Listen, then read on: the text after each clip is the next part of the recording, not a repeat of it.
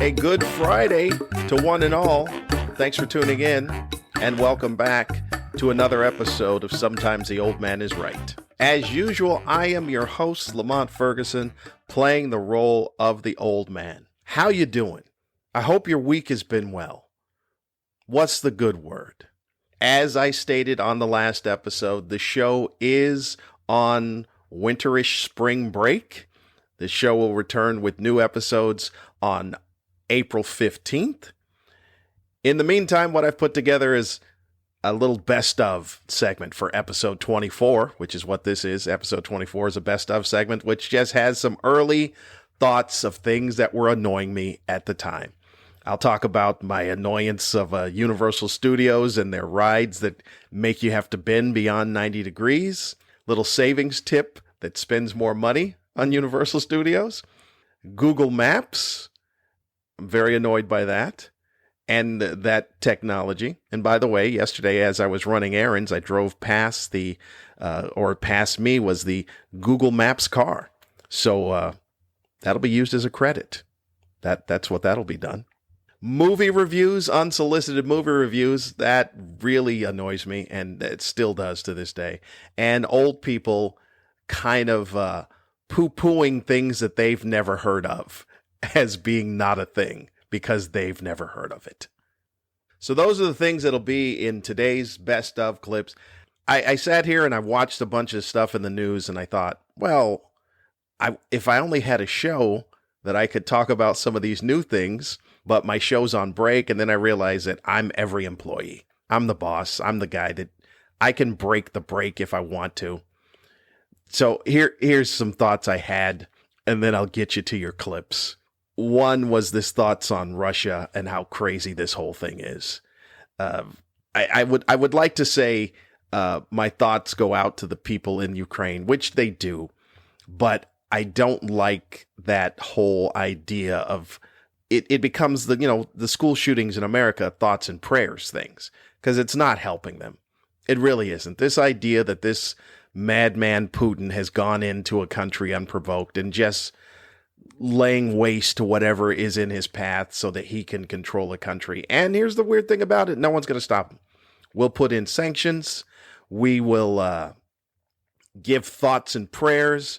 We'll throw up a little flag of the Ukrainian flag on our social media page, but no one will stop this dude. And for the fear that it's going to cause World War III. And that would be the end of the world because the nuclear option is on the table for World War III. So everyone will just let him be in fear and do it. Now, the people on the right, I've seen so many of them like, oh, Donald Trump, if Trump was president, he wouldn't have allowed this.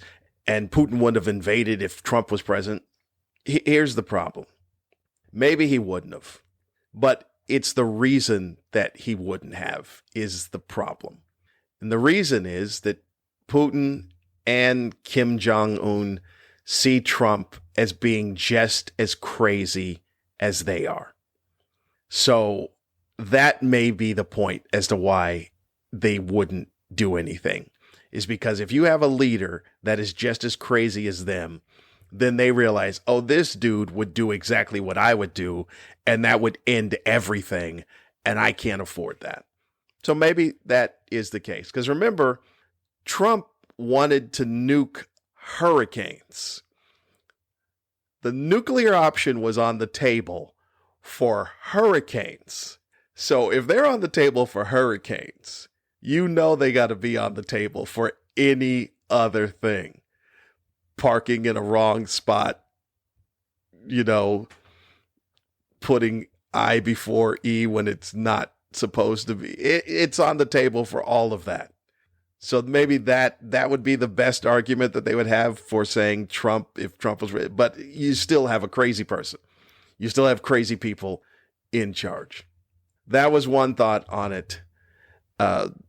The idea that I don't know where this ends with Putin because he's insane. And anyone also notice that Putin doesn't necessarily seem to be aging? Like this dude is aging at a very slow pace. So he may be, we may have to send Blade after Putin. Someone get Wesley Snipes on the phone. let him know that he's got to go get Putin, because that may be the only way to stop this dude. The other story that intrigued me today was this Sherry Papini story. I'm not sure if you are aware of this one. This is the California mother who disappeared in 2016 for weeks, and she claimed she had been kidnapped at gunpoint. She was kidnapped at gunpoint by two Hispanic women, and they tortured her. And then somehow she escaped and was found on the side of the interstate. And it turns out she made up the whole story. Whole story was fake. She used that time to go hang out with her boyfriend or ex-boyfriend in Costa Mesa. Now, keep in mind, this woman was married and she has kids. The reason why that the whole thing happened was that she failed to pick up her two children at daycare. And then someone had last seen her jogging in a neighborhood. And it was quite an elaborate plan. Her phone and earbuds were left at an intersection, and she had, caused self-inflicted injuries when she was end up being found, and here's the weird thing about it, because they talked to the ex-boyfriend. One, they looked at her clothes and they found the ex-boyfriend's DNA on the clothes. So it was pretty elaborate, but as all plans are just not well thought out. So they found his DNA on the clothes. They go and question him, and he immediately just tells everything. He tells the entire story. Oh, well, yeah, she told me to brand her because he branded her, and that was part of the injuries and torture that she claimed that these two mystery Hispanic women had inflicted upon her. And so she's in jail. She's going to be facing these charges of lying to federal authorities, making up this entire story, and the man hours of people looking for her and all this stuff. And my question is, when is it that white women are not going to get the benefit of the doubt on these stories? How many more of these stories do we have to hear that go back through historical times in America where we don't give them the benefit of the doubt? You know who doesn't get the benefit of the doubt? White men. White married men. If their wives are missing, they're always looking at that husband. If he comes in, he shows up, something happened to them. Oh my goodness, I came home and she was shot. Like, okay, we're going to talk to you, buddy. We're only going to talk to you. White men don't get the benefit of the doubt. I don't know how long it goes back where white men were doing this, but we got to start giving that same eyebrow lift to white women that have this crazy story about how something came to harm them, especially if it's always blamed on minorities. Remember the lady that drove her children into the lake and she claimed that black men had kidnapped her children? Like that's not happening. We all know that. We know black men aren't taking other children. And they're definitely not taking white children. We got to get black men to, the old joke, we got to get black men to take responsibility for their children. How are they going to get other children that aren't their children and take them into custody? That's not going to happen. But at what point do white women stop getting the benefit of the doubt with these elaborate stories? I think it's time. Hell, they're the only people that do it, by the way. No minorities come up and say, oh my goodness, I was kidnapped by a white dude.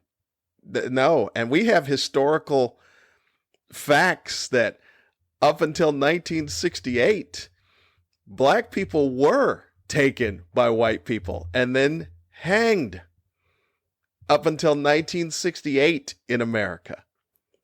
So I don't understand how white women still get the benefit of the doubt, because like I said, this is a historical problem. Emmett Till was killed because a white woman made up a story about Emmett Till. The Tulsa riots in Oklahoma, that was because a white woman made up a story about a black man. So at what point do we stop giving white women the benefit of the doubt on this thing? I'm glad that the authorities still stuck to it, because this was 2016. So what, we're 2022. You know, she thought for sure she had pretty much gotten away with this. So kudos to those authorities on the, but I just think it's crazy that white women still believe that we could, I mean, not all, but white women in general that are busy coming up with these stories. Hey, I was kidnapped and at gun, and people go, well, of course that could have happened. That's what those Mexicans do. And Mexican women, like, they don't have other things to do with their time but to just randomly kidnap white women that are jogging? No, we don't have time for this nonsense. Anyway, so those are the two things that got me a little fired up. I will now let you get to the clips of episode 24. I hope you enjoy them. And as I said, the show will be back April 15th. I went to Universal Studios this past weekend. As was mentioned in the first episode, my youngest daughter, Olivia, celebrated her 8th birthday. That was on Monday, but we went on Sunday. So it was her first trip to Universal Studios. Now, here's a little thing. This is not an annoyance. I'm going to try and do a little help. That if I can give a little helpful savings tip from a guy that is notoriously known as being frugal, that's what they say, and they are my entire family. If you're planning on taking a trip to one of these amusement parks and you have saved up, I'm going to let you know, if you can at all, save up a little more before you go. And this has nothing to do with how much it's going to be. I'm just telling you that if you can get the express ride package or whatever that is, whatever it's called, I think at Universal Studios it's called the express ride package, it'll be a much more enjoyable trip. And it's going to cost you. It's going to cost you a little bit of money, maybe close to double what the admission price is. But the truth is, you're going to spend way too much money in the first place. No matter how much you gripe and moan about the price, they're ripping you. Yeah, they are. But the price is the price. Nothing you can do about it. But spend the extra money if you can, because it makes the world of difference. The truth of the matter is, you're going to spend the majority of your time waiting in lines. You paid upwards of $100 to go into one of these amusement parks, plus whatever your travel to get there, blah, blah, blah, with all the other stuff. And the majority of your time will be waiting in lines. If you just get the bottom end, get me in the park admission. The line for the Mummy at the park on this day was 2 hours. 2 hours. The park itself is only open for 8.5 hours. The majority of the other rides were about 45 minutes. You can do the math yourself. That is the majority of your time standing in line at a park. You could have stood in line for free at home. So you spend a little extra, you go on the rides. You know, what is it, $120? You go on about 3 rides. Most of the day you're just standing there in line. Or you can spend a little bit more than that, go on every ride. 0 lines. I'm at a point where I'm like, look, if I can afford it, I'll make it up on the back end. Let's spend the money and actually go on the rides. Because that's what we did. And we had done half the rides by about 1 o'clock. So it worked out well. So that's my savings tip from you, is to spend more money. Those are the type of savings tips I give. Now, one of the annoyances at the park was a nice day and all, but this is a little personal. Tell you about me. I am a situationally large individual. In that, I mean that compared to a football lineman, I'm not big at all. Compared to your average large man, I'm not large. But compared to people who are in any type of shape, well, then I'm the big guy. That's who I am. I'm 5'10", about 235. That's current. Pre-pandemic, I was 5'10". I mean, I didn't shrink or grow. The height's the same. But I was about 220. So it's a pretty good-sized man. As my doctor says, large framed. I like that he says that because that's nice. That's more pleasant. I'm a large framed man. At one point, I was an athlete. Now, not so much. Just more athletic is what I am. I'm athletic compared to being an athlete now. That's the best way to describe this mess of a physique that I have let myself go. Now, I love playing basketball, but there was a lot of basketball injuries. It's a lot of jumping. It's a lot of landing, a lot of quick cuts and starts. I still play. I still play 4 times a week, even though I shouldn't. The reason I'm telling you this is because my knees are a mess because of all that basketball. My left knee is missing the MCL, medial collateral ligament, from an injury that just tore out, and there was no point in replacing it. My right knee, also some injury damage in there that I never got checked out because I was done playing competitive basketball. So I've got a good quality 90-degree bend in my knees, but that's it. Nothing more. It's a good, solid 90-degree bend, and I found that that's really all I need. I don't need any more than that. It enables me to do whatever it is I need to do. 90-degree bend is all you need. You can sit down, you can drive, you can kind of run.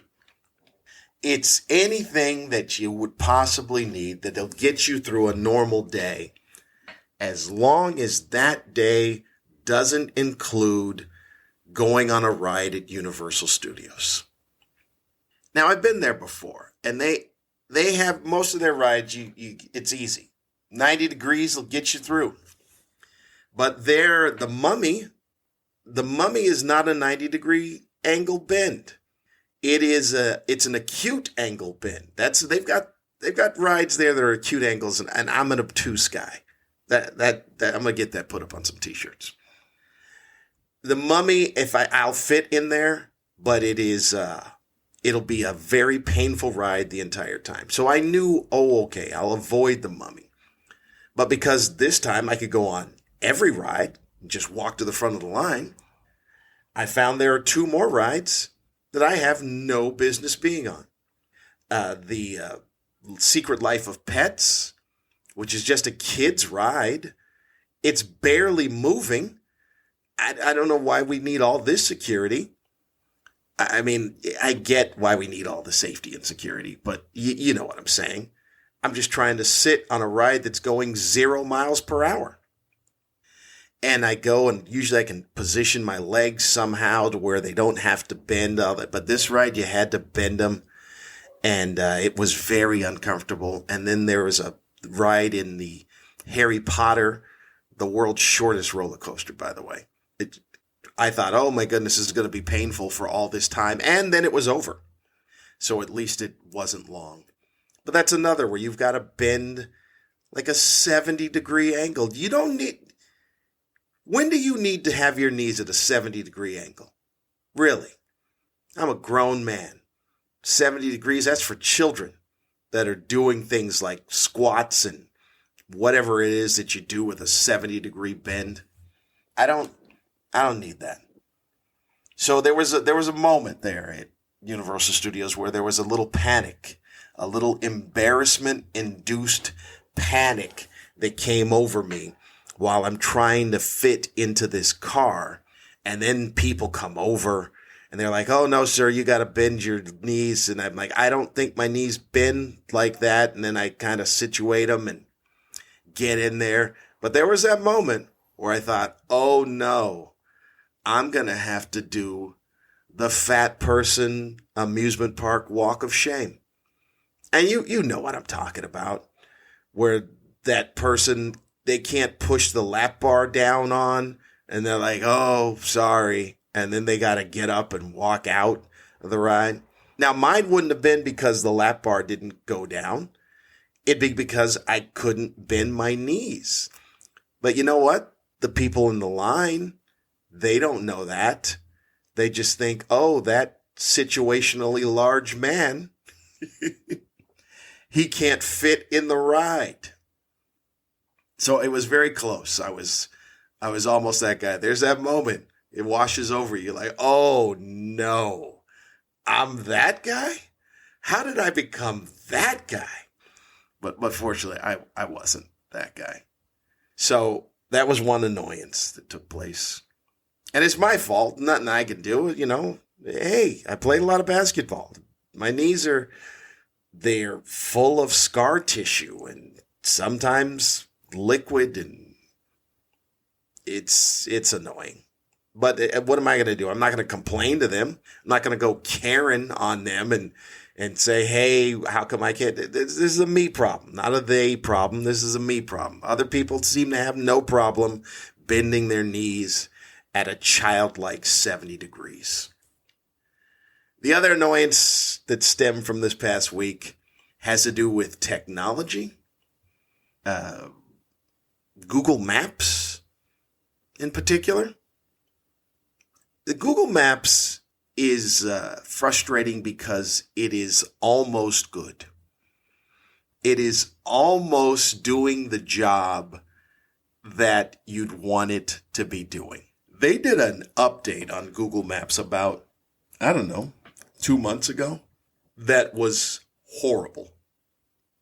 It is absolutely horrible. It's the worst thing. I get in the car and I use it to go places and I'm just yelling at it the entire time. I'd rather use Thomas Brothers Maps. Shout out to the Thomas Brothers. Those guys. They thought they had a business that was going to last forever. And then Google came along and put them out of business. They're like, how do we not see this coming? There's many problems with the Google Maps thing. First of all, there's not enough notice. I am in California. I need ample notice. A lot of notice, like 2 miles of notice, because of the amount of traffic and people that are on the roads and highways. The other day, I'm using it. It gave me, the only notice was an 800-foot notice. In 800 feet, turn 800 feet? And it knows I'm in California. It's Google Maps. 800 feet is not enough notice. I'm in the far right lane, and in 800 feet, turn left. It might as well have just said, hey, in 800 feet, you can look at the exit you should have taken or the turn you should have made, because there's no way in hell that you're going to be able to get over in this lane that you're in. The other thing is the feet at 800 feet. Why are we giving directions in feet? The very popular one, in 1,000 feet, turn right. 1,000 feet? I don't know what 1,000 feet is. I'm supposed to eyeball 1,000 feet? You know what's before 1,000 feet? At least one possible place to turn. And you think, is that far? Is it not far? Have I gone 1,000 feet? Now you got to do comparison math in your head while driving. Is this 1,000 feet? Let me see. A football field is 100 yards. That's 300 feet. So now I got to go at least 3 football fields, and I've missed the turn. Can we give directions like regular people give damn directions? At the second light, turn right. No, not this light. This is the first light. Count this light. The next light, turn right. That would help. 1,000 feet does nothing for me. I'm already panicked as it is because I don't know where I'm going. Do you understand that, Google Maps? I don't know where I'm going. There's other people on the road. 1,000 feet, I don't know where that is. Or give landmarks. At the intersection, you'll see a 7-Eleven on your left and a Yum Yum Donuts across from it. Turn right there. That's perfect. And you can do that because you're Google Maps. Or you can give directions like old people and tell us what used to be there. And it would be much better than anything that Google Maps is doing now. This is one of the other things I miss in life. And by the way, I'm going to have a sound effect or some type of music drop whenever I start doing old manisms, because this is about to be an old manism. I miss in life when you could experience something, enjoy it, and then move the hell on with your life. Because that's what it is. I experienced this. I enjoyed it. Now I'd like to move on. But what happens now is you'll experience something, you'll enjoy it, and then someone on social media, a person, a group, a loud person, that's really what it should be. It's a loud person or a group will then post why you shouldn't have enjoyed it. I like most movies. I enjoy most movies. I enjoy the movie experience. I enjoy the escape from life. I put myself right in that role. Whatever it is on that screen, I enjoy it. I enjoy like I said, the movie experience, the popcorn and the drink. I love it. There have been times I've actually gone to the movies just for the popcorn. Go there and see whatever's up on the screen. Let's go. I remember one specifically that I didn't go to see the movie. I went because I wanted popcorn. And I ended up seeing the movie, and the movie was decent. Hope Floats, Sandra Bullock, Harry Connick Jr. Anyone? I watched it. I wanted popcorn. I got Hope Floats, and I didn't mind it. I enjoyed it. So whatever's on the screen, I am there for it. I am not there to critique the writing, the acting, the lighting. No, I'm not there for that. I'm there for the escapism of the movie. If I were to list the movies that I thought were bad movies that I went to see, I could list them on one hand and probably have one or two fingers left over. That's it. I'm there for the whole thing. This is another thing about social media that I've discovered that I didn't know was a thing. Apparently there is a clamoring, a hankering, and an abundance of people who have had lifelong dreams of being film critics. And they all thank goodness for the invention of social media so they can live out their dream. Just as verbose as you'd ever want to see a human being be verbose on the critique of a film. Here's the thing that annoys me. Unsolicited. It's the unsolicited film critiques that I don't get. I don't understand. Who asked them? If you showed me a thread that said, person A said, hey, has anyone seen this movie? And then the person said, well, I've seen that movie. And then the person A said, well, then could you submit a written, lengthy report of your opinion of that movie? I'd appreciate it. Okay, then I get that. If I saw that thread, I would go, perfect. There's a reason for this. But that's not what happens on social media. It becomes a person just posting, I saw this movie, and now here are my thoughts. And it's a lot of thoughts. They always have a lot of thoughts. There's never a 1 or 2 sentence thought. It is multi-paragraphic thoughts. I don't even know if that's a phrase or word, but it needs to be. It's the see more thoughts. You know what I'm saying? Where you scroll down and now they've reached the maximum volume that will put into that particular window. So it's see more. You got to click on the hyperlink that says see more, and then it'll expand the frame. You know what I click on it for? I click on it what it should say, because it should say, see how much more. That's what it should say. See how much more is spewing out of my head. It's always way too much. If it's a sentence or two, then I'm like, all right, I'm good. I'll read that.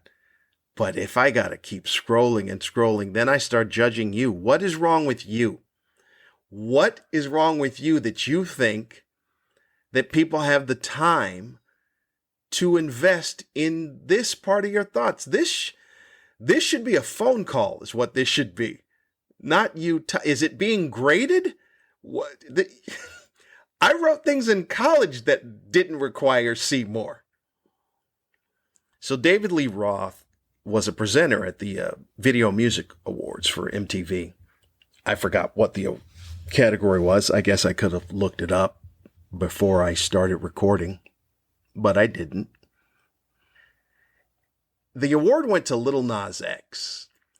And there was a moment there where David Lee Roth says, and the winner is Lil Nas X. And Lil Nas X comes up. And David Lee Roth has that look in his eye like, what are we going to do? Is this a hug moment?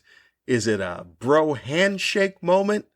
What are we going to do in this moment when you pass by me to go to the podium to give your speech?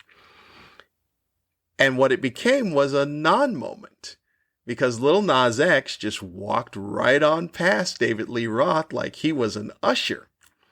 And I had posted saying that Lil Nas X has no idea who David Lee Roth is, which is a funny comment because it was the truth. He didn't know who he was. It was obvious. That dude is one of the greatest frontmen of a band that you've ever seen. David Lee Roth is in the category. He's in the conversation as the greatest frontman of a band that you'll ever see.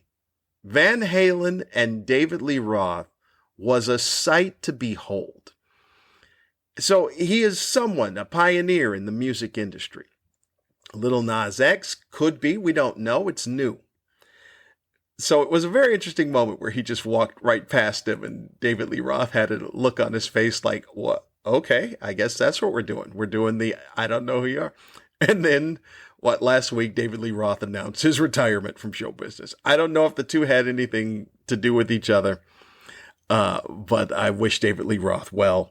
But that was a funny moment that I tied together because David Lee Roth probably is thinking, you know what, dude? The VMAs, I helped build this. The reason that you can get this award, the reason that there is this award is because I had something to do with building this. And Lil Nas X went, whatever, Usher. Thank you. And I don't mean Usher as in the singer. I mean Usher as in the dude that seats people. And he just walked right past him.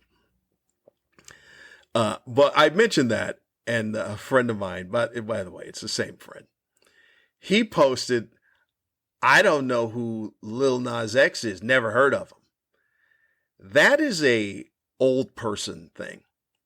Because one of the tools that old people use to discredit anything that is new is by saying that they've never heard of them.